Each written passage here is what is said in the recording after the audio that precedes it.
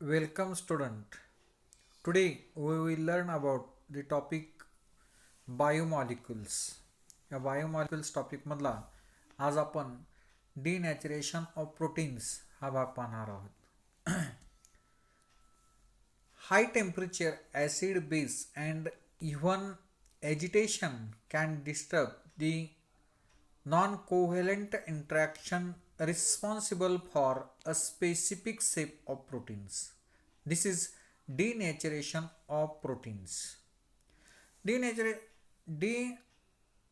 Denaturation is the process by which the molecular shape of protein changes without breaking the amide peptide bonds that forms the primary structure. आता D नॅचरेशन of प्रोटीन्समध्ये यामध्ये हाय टेम्परेचरला किंवा acid किंवा base आणि यामध्ये even agitation can disturb the non covalent interaction responsible for a specific shape of protein. हे जे acid आहे, base आहे किंवा हाय टेम्परेचर याच्यामुळं जो प्रोटीनचा स्पेसिफिक शेप जो आहे तो डिस्टर्ब होऊ शकतो. आता यामध्ये शेप डिस्टर्ब झाला तरी पण त्यामधला जो अमाइड लिंकेज आहे किंवा पेप्टाइड लिंकेज आहे हे peptide linkage does not disturb in denaturation. Denaturation is the process by which the molecular shape of protein changes without breaking the amide or peptide bonds that form a primary structures. म्हणजे bond C double bond O bond N H bond हा जो group आहे त्याला amide linkage म्हणतो आपण. Amide bond किंवा amide linkage किंवा peptide linkage आपण म्हणतो. हा बॉन्ड किंवा लिंकेज हे डिस्टर्ब होत नाही by acting the acid base or at high temperature. Denaturation result in disturb the secondary, tertiary or quaternary structure of protein. This cause the large this this causes change in properties of protein and the biological activity is often lost. Then enzymes, a very large number of chemical reactions takes place in our bodies. These are brought about at the physiological pH of 7.4 and the body temperature is 37 degrees Celsius with the help of biological catalysts called as enzymes. For example, insulin, and enzyme secreted by pancreas control blood sugar level. Amylase, an enzyme present in saliva, hydrolyze starch. यामध्ये पहा, a very large number of chemical reaction takes place in our body. These are brought about at a physiological pH of 7.4 and the body temperature of 37 degrees Celsius with the help of biological catalysts called as enzymes. यामध्ये आपल्या बॉडीमध्ये मोठ्या प्रमाणामध्ये chemical reaction घडत असतात आणि ह्या generally ह्या पी एच 7.4 पी एच म्हणजे थोडक्यात बेसिक पी एचमध्ये 7.4 पी एच आणि बॉडी टेम्परेचर 37 डिग्री सेल्सिअसला हे जे केमिकल रिॲक्शन घडत असतात आणि त्याच्याबरोबर हा बायोलॉजिकल कॅटलिस्ट असतो त्याला आपण एन्झाईम्स म्हणतो. आता एन्झाईम्समध्ये for example insulin and enzyme secreted by the pancreas आणि control the blood sugar levels. Amylase and enzyme present in saliva, hydrolyze a starch. Chemically, enzymes are proteins. Enzymes are protein. Every living cell contains at least 1000 different enzymes. Most enzymes catalyze only one reaction or one group of similar reactions. Thus, enzymes catalysis is highly specific. For you have learned that a mineral acid can catalyze hydrolysis of many types of compounds such as ester, acetals, amides. In contrast, the enzymes that catalyze hydrolysis of amide will not work on ester or acetal. यामध्ये पहा, chemically जर आपण पाहिलं तर enzyme जे आहे ते एन्झाईमसुद्धा proteins आहे आणि एन्झाईम प्रोटीन्स असल्यामुळं त्यामध्ये एव्हरी लिव्हिंग सेल कंटेन्स, कुठलीही लिव्हिंग सेल असेल तर त्यामध्ये nearly about 1000 different enzymes present असतात आणि ह्या एन्झाईम्समार्फत हे एन्झाईम्स हे केमिकल रिॲक्शनमध्ये त्या ठिकाणी कॅटलिस्ट्स म्हणून त्या ठिकाणी काम करत असते. पहा आता यामध्ये एन्झाईम्स कॅटलाइज हे डायग्रॅमॅटिकली दाखवलेलं आहे. पहा यामध्ये सबस्ट्रेट आहे, सबस्ट्रेट, ॲक्टिव्ह साईट आणि एन्झाईम. हा एन्झाईम आहे, सबस्ट्रेट आहे, ॲक्टिव्ह साईट आहे. एन्झाईम सबस्ट्रेट कॉम्प्लेक्स, त्यानंतर प्रोडक्ट आणि enzymes. This is nothing but the enzyme catalyst. ठीक आहे. Then mechanism of enzyme catalyst. Action of an enzyme on a substrate is described as lock and key mechanism. According to the enzyme has active site on its surface, a substrate molecule can attack to this active site only if it has the right size and shape. Once in the active site, the substrate is held in the correct orientation to react and forms the product of reaction.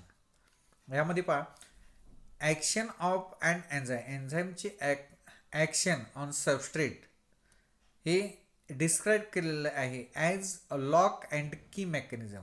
Lock आणि key मेकॅनिझमच्या साहाय्याने हे describe केलेलं आहे. यामध्ये according the enzyme has active site on its surface. A substrate molecule can attack to this active site only if it has the right side and shape. Once in the active site, the substrate is held in the correct orientation to react and forms the product of reaction. ठीक है. The product leave the active site and the enzyme is and ready to act as a catalyst again. Formation of enzyme substrate complex have very low active energy, that is how the rate of the reaction is very high. Some enzymes are so efficient that one enzyme molecule can catalyze the reaction of 10,000 substrate molecules in 1 second. Some example of industrial application of enzyme catalysis are conversion of glucose to sweet tasting fructose using glucose isomerase. Manufacture of new antibiotics using penicillin G acylase. Manufacture of laundry detergent using protease. Manufacture of ester used in cosmetic using genetically engineered enzyme. यामध्ये पहा, हे जे वेगवेगळे enzymes use केलेले आहेत वेगवेगळ्या रिॲक्शनमध्ये, यामध्ये glucose, conversion of glucose to sweet tasting fructose, ग्लुकोजचं कन्व्हर्जन हे स्वीट टेस्टिंग फ्रक्टोजमध्ये केलेलं आहे. त्यासाठी ग्लुकोज आयसोमेरेज हा एन्झाईम यूज केलेला आहे. त्यानंतर manufacture of new antibiotics he prepare करण्यासाठी पेनिसिलिन जी असायलेज हे एन्झाईम यूज केलेलं आहे. त्यानंतर मॅन्युफॅक्चर ऑफ लॉन्ड्री डिटर्जंट हा प्रिपेअर करण्यासाठी प्रोटीएज हा डिटर्जंट कॅटलिस्ट एन्झाईम हा यूज केलेला आहे. त्यानंतर manufacture of इस्टर्स used in cosmetic using genetically engineered enzymes हा यूज केलेला आहे. म्हणजे थोडक्यात हे जे एन्झाईम्स आहेत हे एन्झाईम त्यासाठी यूज केलेलं आहेत. ठीक आहे. त्यानंतर आपण पुढचा भाग पाहणार आहोत nucleic acid. Nucleic acid one of the most remarkable properties of living cell is their ability to produce their replicates through thousands of generation. This becomes a possible because certain type of information is passed unchanged from one generation to the next. Such information is called as genetic information and its transfer to new cell is accomplished by nucleic acid. आता यामध्ये पहा, one of the most remarkable properties of living cell is their ability to produce their replicates through thousands of generations. This becomes possible because a certain type of information is possible unchanged from one generation to the next generation.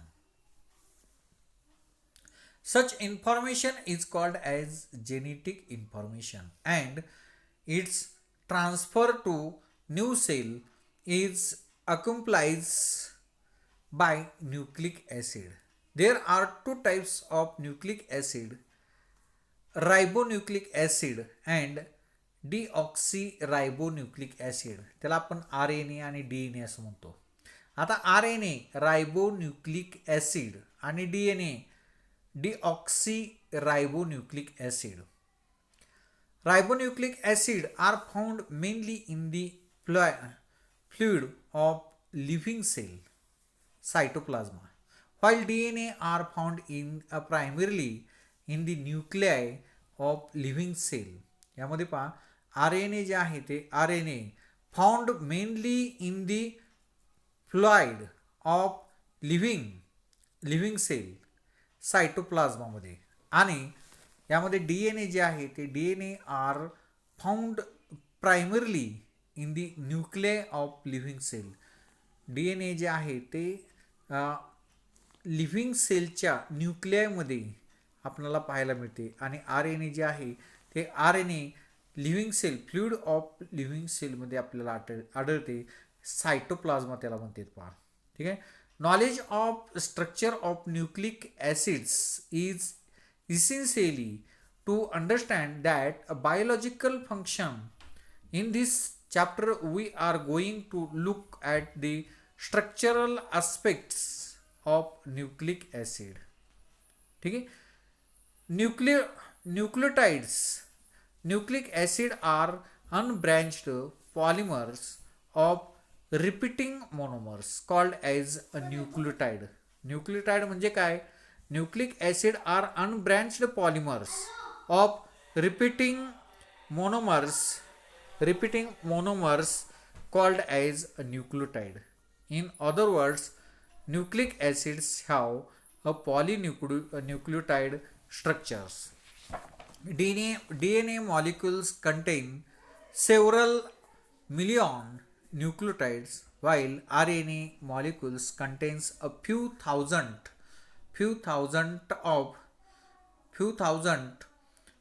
of nucleotide. The nucleotide monomers consist of three components: a monosaccharides, a nitrogen containing base, and phosphate group. Nucleotide of both RNA and DNA contain 5-membered ring monosaccharides, furanols, often called simply sugar component. In RNA, the sugar component of nucleotide unit is D-ribose, while in DNA it is 2-deoxyderibose. Deoxyderibose. Total 5 nitrogen containing bases are present in nucleic acid. 3 bases with one ring, cytosine, under cytosine, uracil, and thymine, are derived from the parent component pyrimidine. यामध्ये पहा structure दिलेलं आहे R N A, present in R N A आणि D N A. Sugar component of nucleic acid, sugar component of nucleic acid ह्याची वेगवेगळे structure दिलेले आहेत. त्यानंतर इथं आपण जर पाहिलं तर या ठिकाणीही त्याची वेगवेगळे स्ट्रक्चर दिलेले आहेत आणि यामध्ये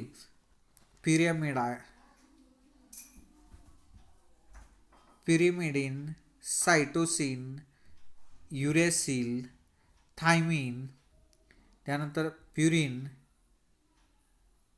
guanine, these are the some bases in nucleic acid. Okay, धन्यवाद.